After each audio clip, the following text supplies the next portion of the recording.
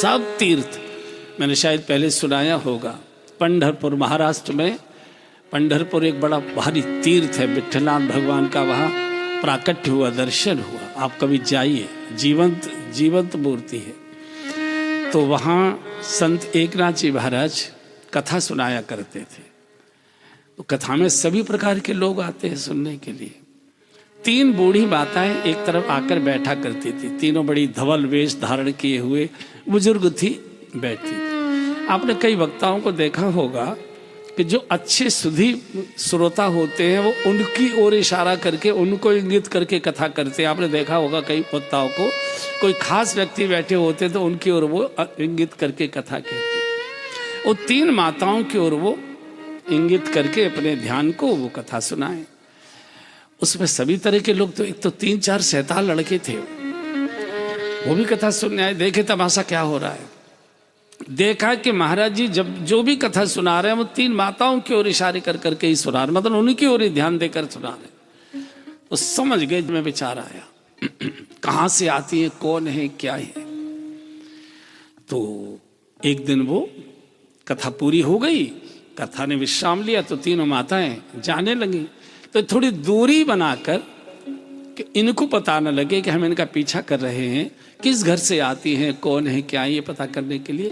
तो पीछे पीछे 3-4 लड़के चले, चलते गए। वो इलाका बहुत वनांचल का है, तो जंगल में प्रवेश कर गए। तो इनको हो गया तय कि इनको शायद अंदाज आ गया कि हमने और बाबा की इनकी बातें जान ली है, पहचान ली, इसलिए हमको भ्रमित करने के लिए जंगल में जा रही है, फिर अपने घर चली जाएगी। ये भी पीछे था। तीनों गोदावरी में प्रवेश करी। अब तो इनको और पक्का हो गया कि ओहो, इनको ऐसा लग गया कि अब हमारी बात खुल गई, तो आत्महत्या के लिए इस नदी में प्रवेश करी और डुबकी लगा ली। बहुत देर बैठे रहे, वो निकली नहीं।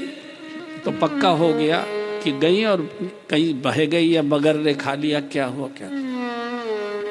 अगले दिन तीनों ये लड़के फिर कथा में ये देखने आए कि वे नहीं आई, तो आज चर्चा क्या होती है उनके बारे में कि क्यों नहीं आई, रोज आती थी, आज क्यों नहीं आई। देखा तो तीनों माताएं फिर वहीं अपने आसनों पर बैठी।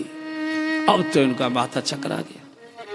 कथा पूरी हुई, फिर चली। इन्होंने आगे से रास्ता रोक लिया, दौड़ के गए आगे और तीनों के पैर पकड़ लिए। बोले माता जी, कल हमारे मन में ये बहुत विकार आया हुआ था और इसके कारण से हमने आपका पीछा किया, और हमारी आंखों के सामने आप तीनों ने गोदावरी जी में डुबकी लगाई। कई घंटे हम बैठे रहे। इतनी देर लाश पानी में नहीं रुकती है, पानी थोड़ी देर के बाद लाश ऊपर आ जाती है। आज फिर आप कथा में, आप हैं कौन। एक ने कहा, बेटा मैं गंगा हूँ, ये नर्मदा है मेरी छोटी बहन, ये मेरी और छोटी बहन गोदावरी है। दुनिया आती है हमारे अंदर स्नान करने, सारे पाप हमको डाल जाती है, और हम अपने पापों को धोने के लिए संत के चरणों में बैठकर कथा श्रवण करते हैं। इससे हमारे पाप दूर हो जाते हैं, पाप धुल जाया करते। सारे तीर्थ सकल तहाँ चले आवे, तत्रैव गंगा यमुना च वेणी गोदावरी सिंधु सरस्वती च सर्वान तीर्थान बसंत तत्र यात्रा चतोदार कथा प्रसंग।